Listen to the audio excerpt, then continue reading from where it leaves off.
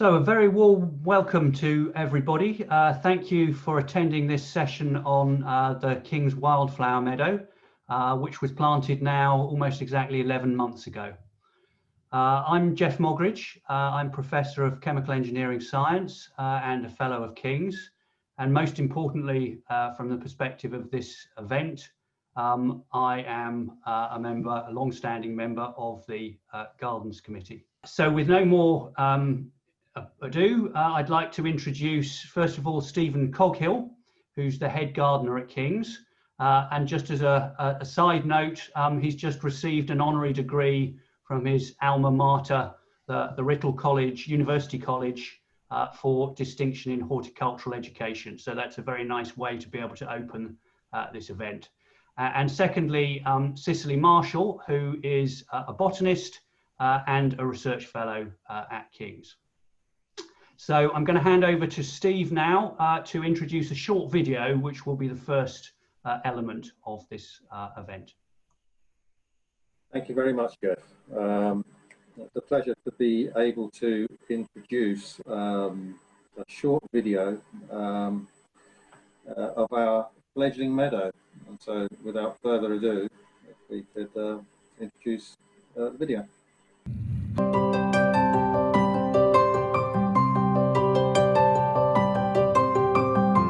Good morning, my name's Steve Coghill, I'm the head gardener, so welcome to King's on a glorious autumnal day. Here we are standing on the edge of our very famous back lawn, and of course our new departure in lawn care, which is of course our wildflower meadow.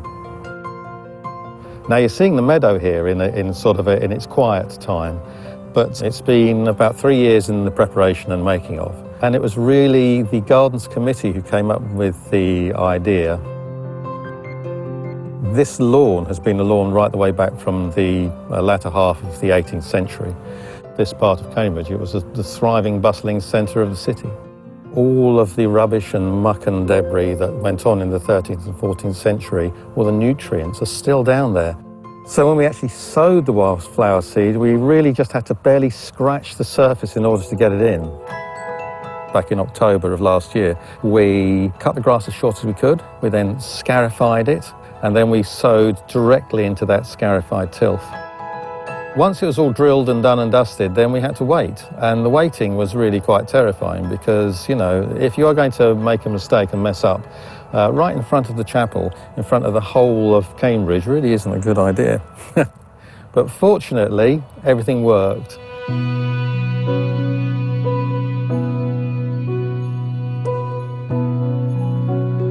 Eventually, we want this meadow to look like a sort of a Cambridgeshire / East Anglian hay meadow.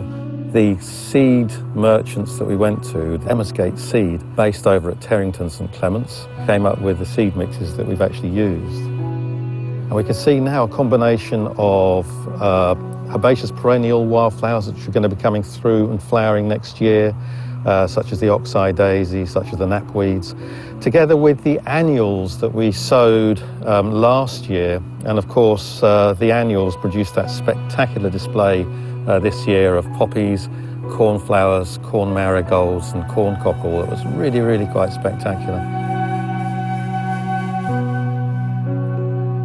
And the colour combination of the poppies against the sky blue cornflowers is really something to be seen. It was a great joy.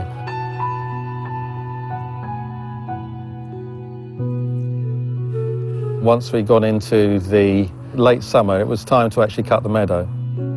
We cut it with a reciprocating blade mower, and then we baled it.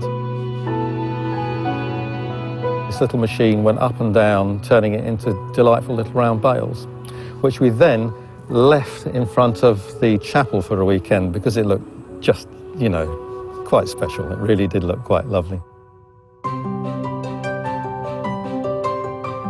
The meadow is now in transition, and the trick now is to manage the sward so that we still have colour. It is literally a living, breathing thing. And, you know, it's my responsibility and my staff's responsibility, you know, under the auspices of the Gardens Committee to try and present it as well as we can. But also at the same point in time, you know, bear witness to all the sustainability and biodiversity issues that we're very, very keen to promote at King's. Our academic staff here are actually working to actually see how things increase from a biodiversity point of view as the meadow progresses.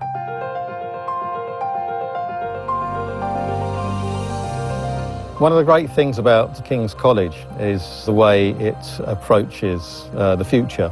Because, you know, if the college is going to take this incredibly iconic view and say, yes, let's put a wildflower meadow there, it basically means that, you know, that the brakes are off for wildflower meadow creation, for ecological planting, for you know, practicing horticulture in a more sustainable and biodiverse way, you know, across the country.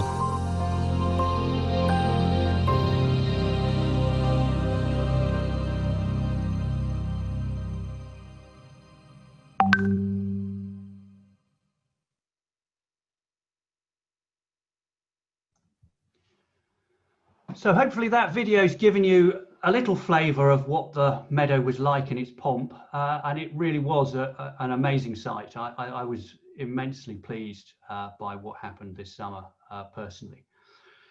So it's tempting to think that the landscape of the back lawn of King's, and indeed the whole college and perhaps the whole centre of Cambridge, is pretty much unchanging.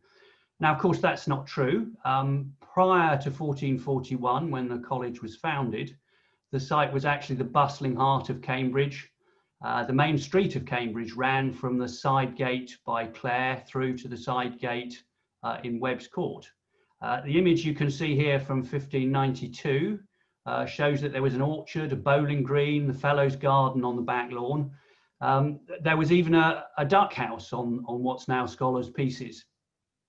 However, it is the case that since 1772, the back lawn has been laid out more or less in its current form up until last year, and albeit mown by sheep or scythes traditionally rather than a tractor, really not much has changed over those 250 years. So the question obviously is, why did we decide to make this quite significant change to the landscape of the back lawn after almost 250 years of uninterrupted lawn? And I think really you can describe the reasons for this in three categories. So the first is aesthetics. I hope you'll agree from what you've seen in the video and perhaps what you've seen from the backs over the summer, that this is a spectacularly beautiful site. And I think that also feeds into well-being of members of the college and also visitors. I think that people respond well to beautiful spaces and also to interacting closely with a more natural environment. And so I think the existence of the flower meadow will also improve the well-being of members of the college and beyond. The second thing is research and education. And of course, that's the primary function of the college. So this was an opportunity for us to do an important piece of ecological research. You'll hear a lot more about that from Cicely later on, so I won't say any more about that now. But it's more than that. We're also hoping to do archaeological and historical research. I gave a very brief flavour of what was under the back lawn in the past, and we have a fellow, Caroline Goodson, who's hoping to do a geophysical survey and uncover some of that interesting information as well. So the research purpose goes beyond the ecological research. And of course, we're going to get students involved in this work. So there will be a number of students involved in the ecological surveying in the coming year. And that's particularly useful this year because obviously with the pandemic, it's quite difficult to find opportunities to go away from Cambridge to do survey work. So it's also very much an opportunity for us to use the lawn as a means of educating our biological students and beyond. And finally, obviously, we're in a period in which there's a lot of focus on climate change, and this is an opportunity to make a small but at least highly visible step towards improving both biodiversity and reducing CO2 production. So I did a very basic back of the envelope calculation based on a paper I found about the carbon dioxide production in Swedish golf courses. And I reckoned that if we turned the whole back lawn into a wildflower meadow, we'd go from producing about 1 ton of CO2 per year, mainly in fuel for tractors and so on, and artificial fertilizers, to about 0.03 tons per year. So obviously in the grand scheme of things, small, but lots of small contributions make a difference in the end. So I'd now like to ask Cicely, what is a wildflower meadow? Could you tell us something about that? Well, meadows really are a very ancient land management practice in the UK. They're part of our social and cultural history as well as our natural history. So a meadow is grassland that's mown once a year for hay, as compared with pasture, which is land that's grazed, or lawn, which is close mown regularly and maintained for its amenity value.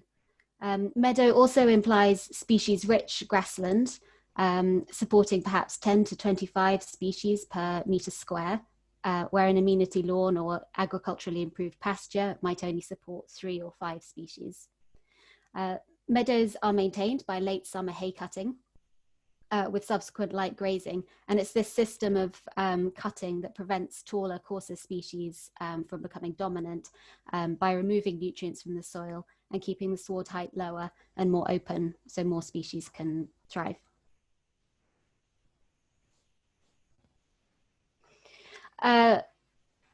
Meadows are really important ecologically. In medieval times, the hay crop made meadows many times more valuable than arable land for rural communities. And meadow hay remains a really valuable crop for winter animal feed. It's rich in nutrients. But we would also recognise other important functions of meadows today. Meadows support diverse plant communities and associated invertebrate species, including species which have become rare in the UK.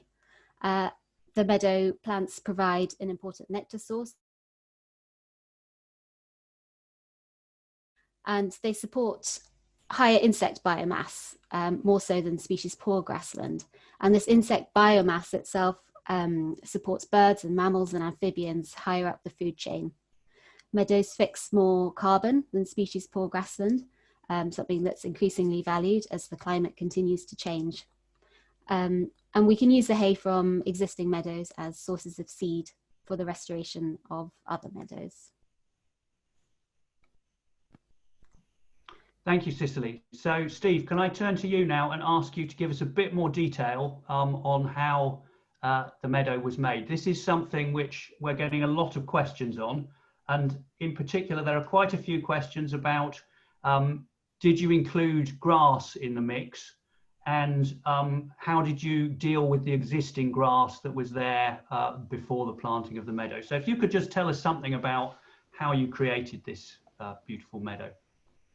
Well, the trajectory towards the meadow started way back in the early 1980s, when I came across the work of Dr. Terry Wells, who was at Monkswood Institute of Terrestrial Ecology at Monkswood. And he produced a wonderful little booklet that looked at how you could go around producing floristically rich meadows. And it really caught the attention of a whole bunch of young horticulturists such as myself, who are looking to see how we could manage landscapes in a more biodiverse and sustainable manner, you know, way back then. And there was a huge amount of debate about it. And a lot of what Wells came up with in the 1980s is still very, very pertinent now. So when you and the Gardens Committee approached me regarding this matter, the first thing I did was get the book out and read it again. And then contact some of the folk I know who are in the profession. Primarily Mark, one of the directors over at Emmersgate Seed at Carrington and Clements. And Emmersgate have been in the business of producing wildflower meadows and producing the seed for them right the way back in Wells's day, and have been honing their technique. The other thing that we really needed to do before we broke ground was to actually find out what was going on with the soil, because soils are incredibly important. If you have a rich soil, you aren't going to get a particularly diverse wildflower meadow, because there'll be too many competitors going after the stress-tolerating wildflowers, which are indeed the attractive ones. We approached Tim O'Hare Associates, who are the go-to consultants for the landscape architect profession, to come along and do some survey of our soils to see what we found. And the results are interesting, very interesting. I mean, firstly, it's a calcareous soil. Secondly, it's fluvial because we're right next door to the river, so there are lots of sands, there are lots of silt. There's more organic matter than you'd imagine. Not a huge amount more, but a little bit more. But the thing that really surprised us is that although the nutrients were just about okay for a meadow, when you actually went down into the subsoil, you found that the subsoil was higher in phosphorus than it was in the topsoil. And that's not usually the case. It's usually the topsoils that have got all the goodies, and it's the subsoil that usually doesn't have much of the fun things that plants need.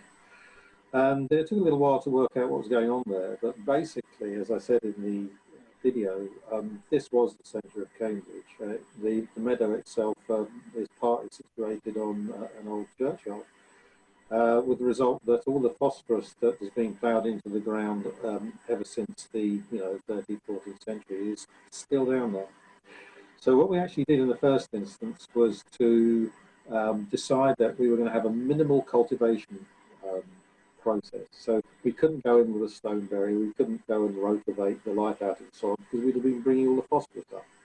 So what we did instead was work with our turf agronomist Mark Silk, and we came up with a 3-unit floating scarifier that we could use over the site once we cut it as low as we can, to basically scarify the whole site, to remove as much of the grass roots and the grass blade, and actually force a tilt within the top 30 mil of the topsoil. So we were basically going to sow the seed right onto the top, but we had to make sure that it was properly, thoroughly scarified. Otherwise, the fibre that we left behind might hold the seed above the ground when we actually got around to drilling it. So we did many passes, and we also sucked up all the rubbish that came off using our John Deere tractors.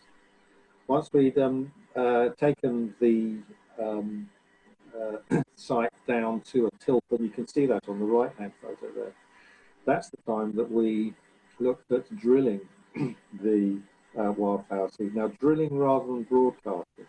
If you broadcast, it really is, it's Jethro Tull time. You just basically scatter it and hope that it hits the ground and then it's washed into the soil. I was a little bit concerned that we'd have too much of the seed suspended above the till if we just threw it on by hand or put it on using a rotary spreader. So Mark came up with a fiendish device. It's a Meadow drill. It's designed for the sports turf industry, amongst other things. It can drill spent grass seed right the way down to about 4 grams a square metre. We were going at about 6 grams a square metre, so we had tolerance there. So we actually drilled the seed into the wildflower meadow. But when I say drilled it, we didn't bury it deep. It was in contact with the ground, only just, but in contact with the ground. And also in order, because we're dealing with wildflower seed, we're dealing with a sort of an 80% grass, 20% wildflower seed mix here. In fact, probably about 30% wildflowers. We were dealing with seed of many different shapes and sizes, very variable. Look, there we go. Good grief, isn't that exciting? Some of them like little shaving brushes, and the big chunky ones are from corn cockle. But what we actually did then was to actually take the drill and then actually move across the site with it on different settings. We did about, it must have been about 12 passes altogether from one side of the sites to the other, backwards and forwards diagonally across, to make sure that we had thorough coverage right the way across the site. My biggest nightmare is that we go out, drill, and we'd end up with sequential wildflower patches of poppies, followed by cornflowers, followed by corn coffee. So by running a wide range of settings, we managed to actually miss that error. And my goodness, it worked. And once we'd actually drilled it, this was in October, so the soil was still warm. So that's very, very important, because once we drilled it, we wanted germination to occur before winter set in, because the cover crop of these cornfield annuals need to get their feet into the ground and away, so that they can put on a good display early. And I'm so glad that we drilled in October and not in spring, because what we had coming along was the driest May on record, and that would have meant that our wildflower meadow would have been late and only about about 6 inches high. So a little bit of cultural nous, use of technology, and listening to the advice of Mark, Tim O'Hare, and Mark Stock, our agronomist, plus the experience I've accrued over the years, gave us something really spectacular. Thanks, Steve. That's hopefully given people an idea of how we've got to where we are. Cicely, we're getting a lot of interest in what biodiversity there is in the meadow, both in terms of the plants there, but also in terms of the animal visitors. So I wonder if you could give us an overview of what biodiversity monitoring you've done, what approximately the outcome has been so far, and what you're planning to do in the future. Yeah, so we have been running a biodiversity monitoring survey.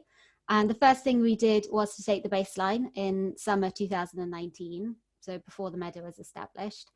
You can see on the screen we ran 2 transects through the area to be converted and the area to remain as lawn. And we've been out this year, 2020, to record again, and we'll do the recording every year to see how it's changing. So let me tell you what we found with the plants. At each sample location, we surveyed a quadrat. This is 0.5 meter by 0.5 meter, and we identified all the plant species present, recording abundance out of 25. Since we've sown the meadow, we have 2.5 times the number of plant species per quadrat.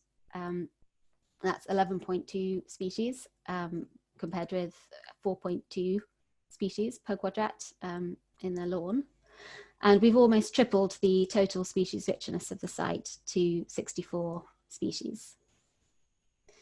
We had the support of the Botanical Society of Britain and Ireland and our local wildlife trust to establish the baseline, and our records are submitted to BSBI.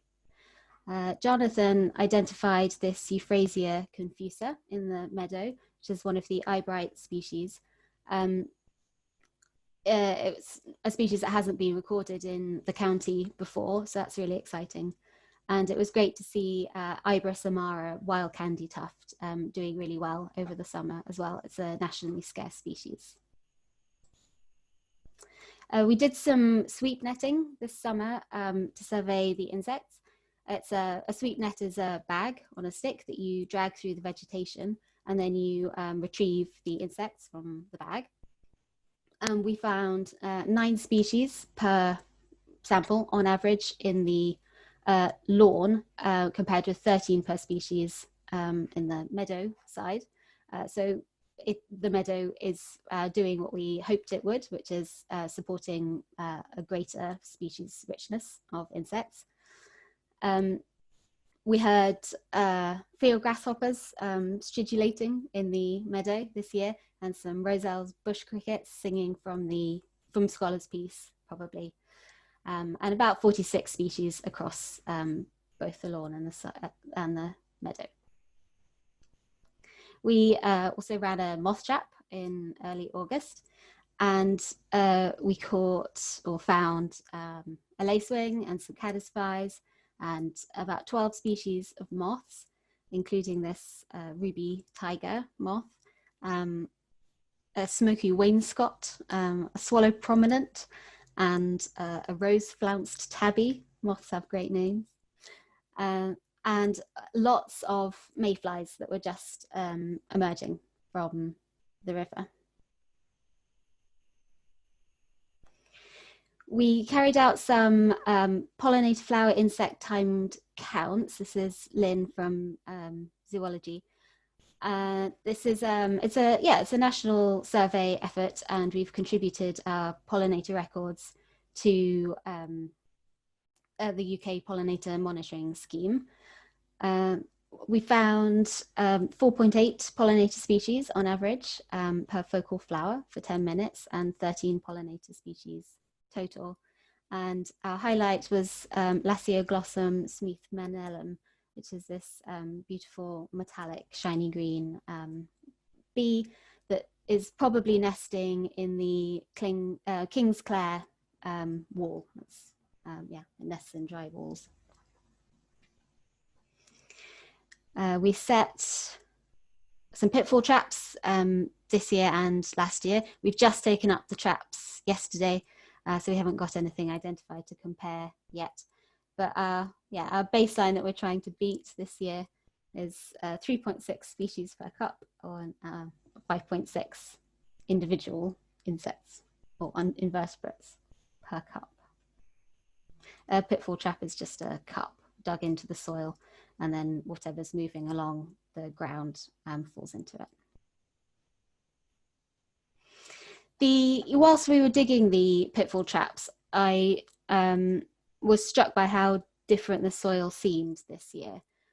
So Steve mentioned that we had this professional soil survey done before we sowed the meadow. And the soil then was described as being brown to greyish brown, very calcareous, sandy loam with intermediate fertility. And this year, which is a picture on the right, I think it's much darker brown, which suggests more organic matter and carbon sequestration. So it's a really good sign, and I'm quite surprised that it's happened so quickly, but we'll do some testing, proper soil testing this year, and see what the data say. We kept the soil that we dug out of the pitfall traps and extracted the nematodes from it. The video is the extracted nematodes swimming in a petri dish. You just leave the soil over a mesh and the nematodes fall through.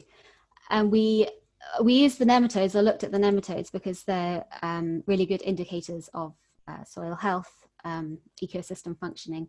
They're roundworms, and they're very numerous. It's an extremely species-rich clade. And we sequence the nematodes for their 18S ribosomal RNA, and we can use that to identify the species of eukaryotes that are living in the soil. So lots of the sequences match to plants, actually, which is probably what the nematodes have been eating, or just bits of plant that fell through the sieve. And our nematode analysis is ongoing because we've just taken the soil from this year, but hoping for some good signs there too. Thanks, that's all I have to say on the biodiversity monitoring. Thank you, Cicely. I think that gives a really good impression of how there's a lot of very rigorous science being done alongside the very rigorous gardening that Stephen has just described as well. Now we're getting quite a few questions about, is this just about the back lawn, or, is this a wider change to King's Gardens policy? And, maybe how does it feed into perhaps other colleges in Cambridge? So I wonder, Steve, if you could address that question. And perhaps as part of that, another thing that's come up a couple of times is, what are we doing with the hay bales? So perhaps you could put it into the college context and perhaps the slightly wider university context as well. Yeah. So, Jeff, can you hear me okay? I just had a bit of a moment. You can? Yeah, we can hear, yeah. Oh, that's good. Yeah, the bales, the development. Well, let's just talk about the development of the meadow with regard to the rest of the university. There are, of course, as you know, 31 colleges within the university, most of them with their own gardening teams. And this really has caught the imagination of other college garden teams and their gardens committee. And the bales that you saw popping out of the little machine there, and at this juncture I must thank Tom Hujenga and his deputy head gardener and their plant operators to come over and help bale with it, because it was a joint operation between us and Trinity, which was super. But the great joy of those bales, of course, that we've taken off now is they're still full of wildflower seed, particularly annuals, if you want an annual wildflower meadow. So the bales that came off have now gone from one end of the university to the other, and can be found strewn on pre-prepared lawn areas, so that you know, basically the meadow is the kind of phrase, it's the gift that keeps on giving. St John's were over the other day and took 15 away, but the joy is that we still have some left. So if there are some question askers out there today, or some people viewing, if they're within shouting distance of the college, if they want to email me, we'll see if we can spread the love a little more. A little bit worried I'll be inundated after that one, Jeff. Thanks, Steve. Is it also the case that some of the seeds might be available, which you used from Emmersgate? Oh, of course, yes, yes, and this is an excellent initiative.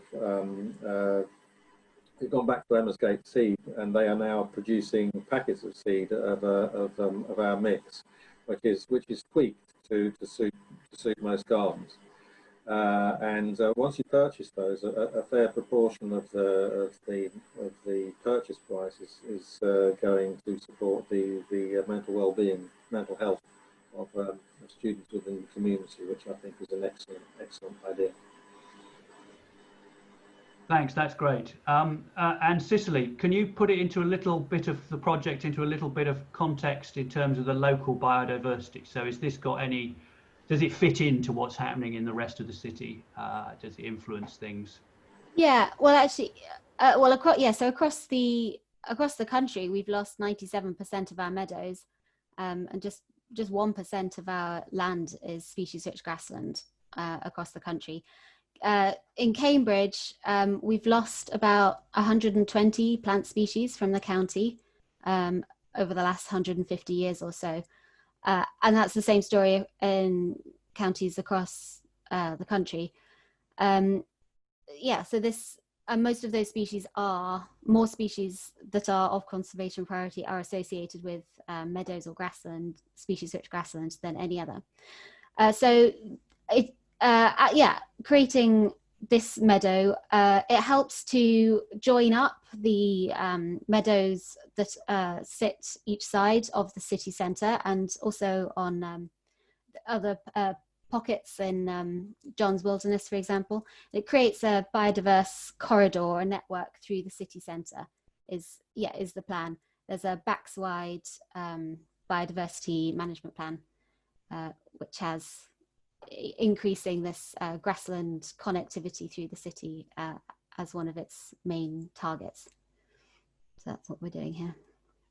So just as a little anecdote to add to that, one of my PhD students is a member of the King's Beekeeping Society, and they keep a few hives on Scholars' Pieces in the northwest corner. I don't know if people may have seen that walking past along the backs. And apparently they had a bumper crop this year of honey, which they ascribed to the very high local availability of flowers this year. So let's hope that the meadow's influence is spreading beyond merely the flowers on that lawn. Now, Steve, we've got a question about how do you manage the risk of contamination between a wildflower meadow and a more formal garden next door? And I suppose in our context, that's particularly acute, given that we currently have a formal lawn right next to a wildflower meadow? I think it's great fun being the head gardener at King's, because I'm effectively the Lord of Misrule because I have this spectacular wildflower meadow next to a formal lawn, and also right alongside Blair Wall we have a xeriscape, which is a border and dedicated to plants that require very, very low water, well, no watering at all in order to succeed. And it's my job, like a sort of a five-ring circus presenter, to actually manage the whole lot. Quite frankly, I'm glad to see things moving around. It's quite exciting, and it's great to see plants from the Clare border starting to infiltrate the meadow a bit, because I'm very much of an advocate of Professor Grimes from Sheffield, his idea that you have stress tolerators, you have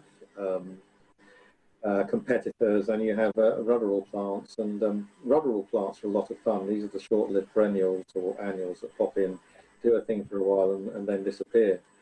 And the way that we're managing the meadow now is that it's been a bit of an annual event, an annual meadow this year.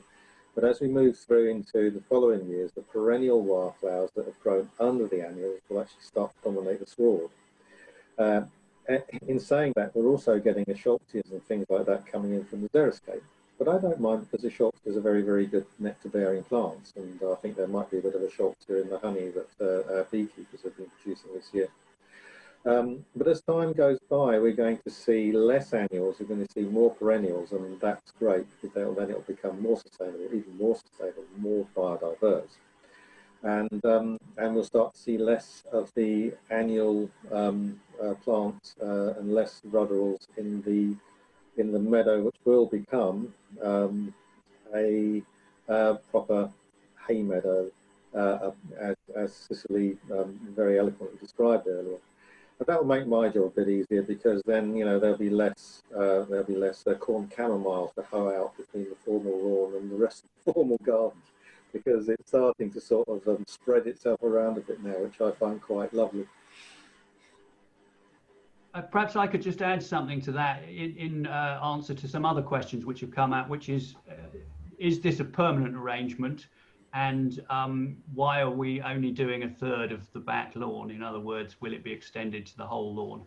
And I think that's not irrelevant to the question of species spreading from the flower meadow to the more formal lawn. So the current situation is that the governing body of the college has agreed to a 5-year experiment with the current approximately third of the back lawn being converted into wildflower meadow. And at the end of that 5-year period, the decision will be made either to leave it as it is, expand it to the whole of the back lawn, or return to the status quo previously of a closely mown lawn. Now, not surprisingly, I certainly hope that it will be expanded to the whole lawn at that period.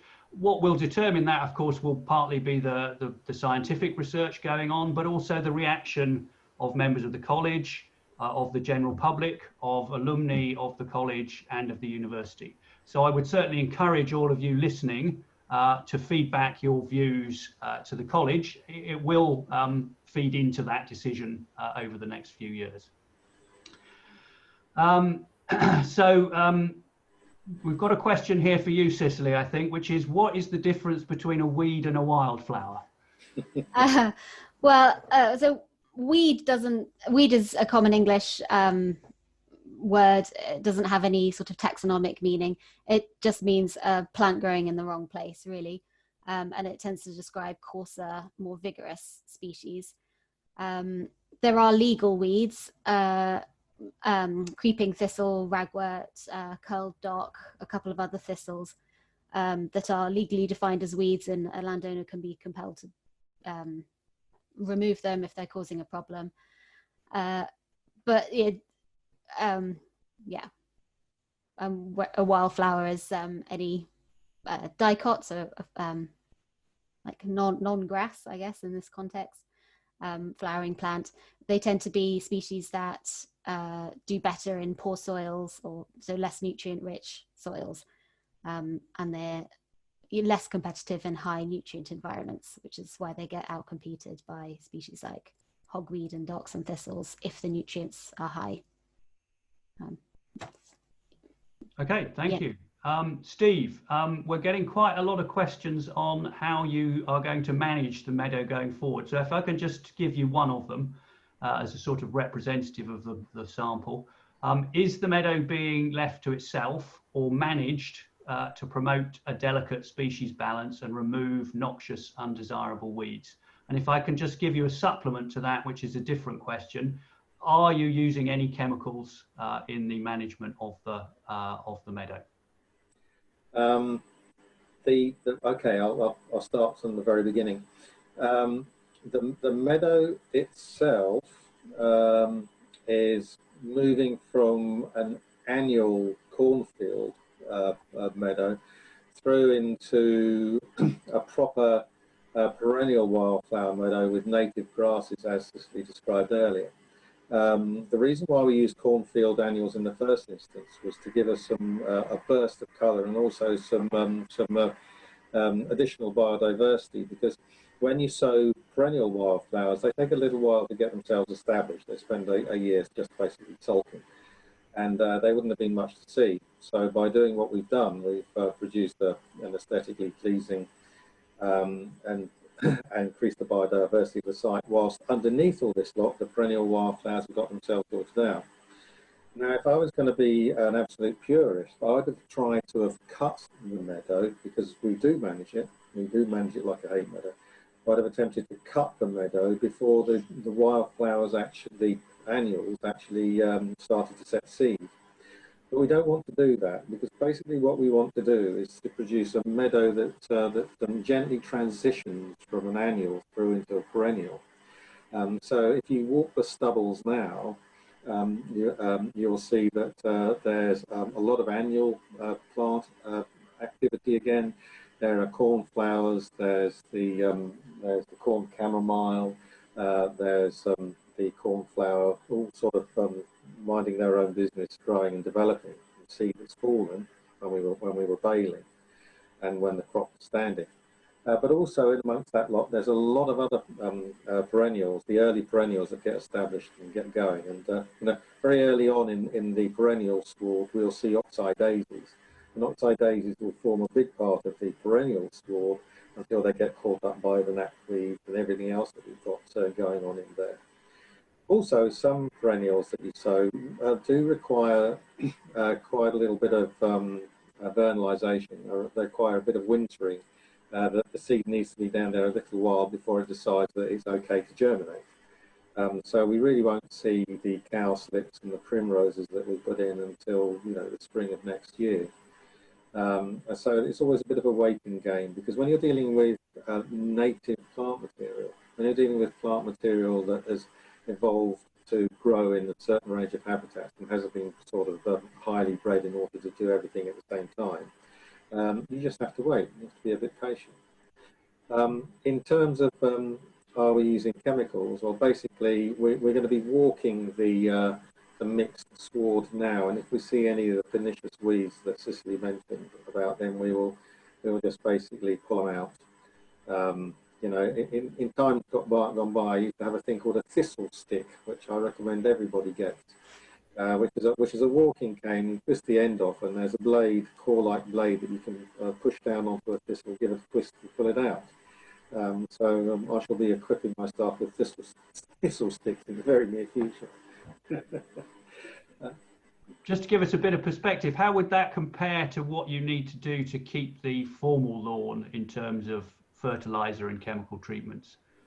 Yeah, well, we in order to keep the formal lawns weed free, of course, we do have to use new generation hormone-based weed killers. Otherwise, those lawns will be overrun.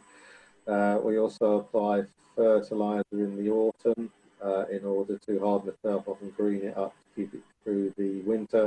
And then, of course, we apply lawn sand in the spring to help remove the moss. And then we also apply various fertilizers in the summer in order to keep the lawns looking green and lovely. So there's a big difference between the two. You know, on the left-hand side, you've got a couple of big operations a year, and the gardeners wandering around with bamboo canes with blades on the ends. And on the right-hand side, you've got a whole panoply of technology bearing down on the fine turf. Thank you, Steve. Cicely, if you can, would it be possible to bring up the images from the northeast corner? Yes. So we've got a question here. I cycled the backs every day during lockdown, and a great pleasure it was to see the meadow. That said, what did you learn and what would you do differently next year? And I think that's representative of quite a lot of questions we've got. And there's also people asking, what does it look like when it's not flowering? So I hope I'm going to be able to show you some images in a minute, which will give you some information about that. And it will also show you how long it's in bloom for, at least how long it was in bloom for this year. So Cicely, if you can just gradually take us through this. So this was, every Sunday I went in and took photos. So the one before was the 12th of April, and now we're moving through basically in a roughly weekly or 2 weekly cycle. You can see there we are on the 7th of June, 14th of June, 21st of June, 28th. You can see it's starting to thin out, the flowers, towards the end of June. Definitely in July, there are still flowers. And by the end of July, there's not much left in terms of flowers. 9th of August, and then 11th, there we go with the harvesting. And then the last couple, the next one, you can see the bales in place, sort of rural idle. And then I think this is an interesting one on the 13th of September. So it's settled down a bit here after the harvesting. This is roughly speaking what it'll look like over the winter until we get to next spring, when all the flowers will come out again. So it is kind of, this year it's kind of come up to, let's say, thigh height, flowered for a period intensely in May and June, little bit of spilling over into July. And then once it's cut in August, we're back to something that actually looks pretty much like a lawn. I mean, if you look closely at it, it's not quite like a lawn, but if you look at it, say, from the backs, it's probably a bit greener, but other than that, it's hard to distinguish from the lawn we have. Is there one more slide there, Cicely? There is, yeah. Can we see that one? So if you look in more detail, actually it doesn't look anything at all like a lawn. So this also is taken on the 13th of September, and you can see the scarlet pimpernel there, and you can see many of the perennial flowers coming through as well. So I think the message there really is that from a distance, there's not that much difference between the meadow and the managed lawn outside the flowering season. During the flowering season, obviously, it looks spectacularly different. If you look closely at it, it's green, but other than that, it doesn't look anything like a monoculture kind of lawn. So thank you for sharing those slides, Cicely. So going back to the question, what did we learn and what would we do differently next year? Well, I suppose if I was answering entirely personally, what I would do differently this year is cover the whole of the back lawn rather than a third of it. I think it's been a spectacular success, and I think we should do more of it. But in a more detailed sense, I think the thing which was very sad, as the questioner who's been cycling along the backs pointed out, I think it is very sad that more people weren't able to see it close up for the obvious reason of the lockdown in the relevant period of flowering. And so obviously we're very much hoping that next year there'll be far more people able to get close to it, enjoy it, benefit from it in terms of their well-being and so on. And one thing that I'm particularly keen to do is to make sure that it's not like the back lawn at the moment, which nobody except me and a few other people are allowed to walk on, but that it's something that people can interact with much more closely. So I've spoken with Steve about this, and we have a plan to mow some paths through the meadow, and perhaps even put some benches in little areas within the meadow. So the idea very much is that people will be able to get into the middle of it and enjoy it. And I hope that really is something we can do differently next year and in future years compared to this year. So we've got several questions, Steve, from people who perhaps are thinking about doing something similar themselves in their own back gardens or perhaps slightly larger spaces. So questions about how to maintain and plant a wildflower garden. I think you've spoken quite a lot about that already. So I'm not going to ask you to go into a lot more detail at this point, but I think you were thinking about producing a concise guide based on your experiences in the last year or so on how to create and maintain a flower meadow. So could you tell me if that's correct? And yes, when this exciting development might happen? You're listening to the head gardener merrily being hoisted by his own petard here. But yeah, I'm going to be producing a booklet of the do's and don'ts of floristically rich meadow making. Although I think we'll call it something a little bit more dynamic there. And that will be a sort of the condensed wisdom of getting it wrong and getting it right over 30 years, to the point where I think we just about cracked it here. And it'll be looking at it from an extensive point of view, the lessons that we've learned from the big meadow at King's, right the way through to little meadows, right the way through to the sort of micro meadows that you can have and manage in smaller gardens. Because as Cicely said, it's all about joining things up. And the more meadows we have, no matter what their size is, the greater biodiversity we have out there. So it'll be right the way across the board, from great big to tiny. And I'll be sort of knocking on the doors of a few friends to get some expert tips on plant selection and some of the shortcuts that we can take. So yeah, I'm really looking forward to putting that together, Jeff. And hopefully in not too long, perhaps give me a couple of months. What do you reckon? That's great, Steve. I think if this audience is anything to go by, there's plenty of appetite out there for this guide. We're getting quite close to the end, but maybe we can pick up on one or two further questions. So there's one here saying, how did you plan? Are the patterns of the wildflowers pseudo-planned in some sense? So perhaps I can pick that one up. You'll correct me, Steve, if I'm wrong. But I think it's the case that in terms of planting, it was completely random. However, there is an interesting question as to whether what's underneath the lawn is going to affect what the wildflowers on top look like as time goes on. So as we've mentioned, this used to be the centre of Cambridge. There was a church underneath where the back lawn now is. There was a graveyard. There were various other buildings, walls, and so on. And it will be interesting to see if those produce slightly different microhabitats, which then result in different flowers dominating in those regions. So I think there is the possibility over years of starting to be able to see a pattern of species relating to what's underneath, which would be a very exciting development, particularly if we can then correlate it with the geophysical survey, which we're hoping to do, which I spoke about right at the beginning. Steve, just very quickly, maybe what's the ratio of planting between annual and perennial flower and/or grass that you used? Right. So very quickly, we've got about 70% grass, native grasses, and the rest are wild flowers. The majority of them were perennials. We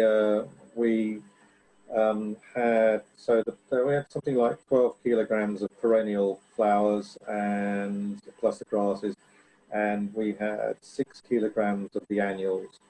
So it mostly went into the perennials, but in a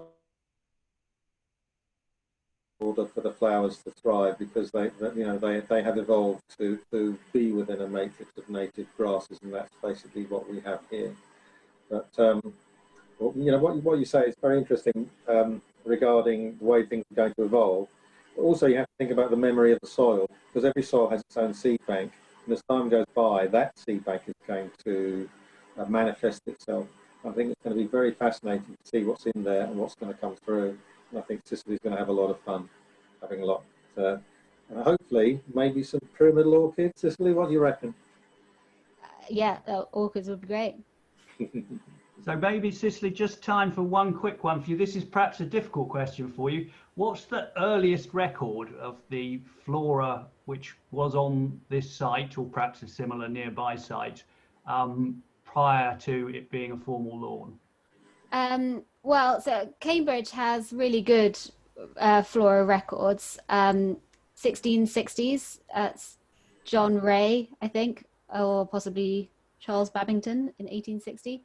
But there are floras in 1860, 1660, 1860, and then one in the and then a recent flora of Cambridgeshire. So those they include records of species, like notable species, mainly growing around the backs landscapes, definitely.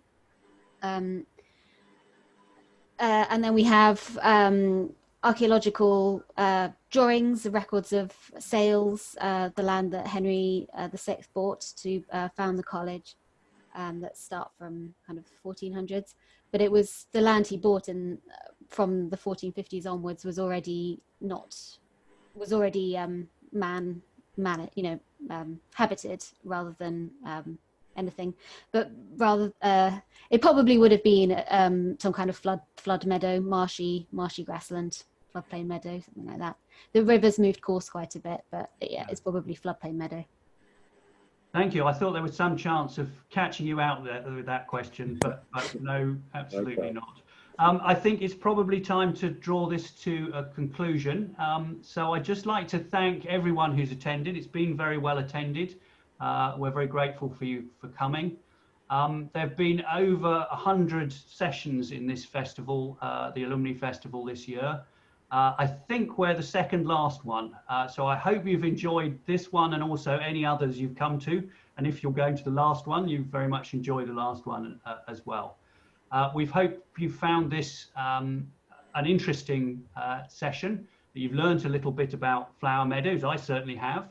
And perhaps you're even inspired to try one out yourself, and maybe some resources will be available from Steve and the college to help you do that if you wish to.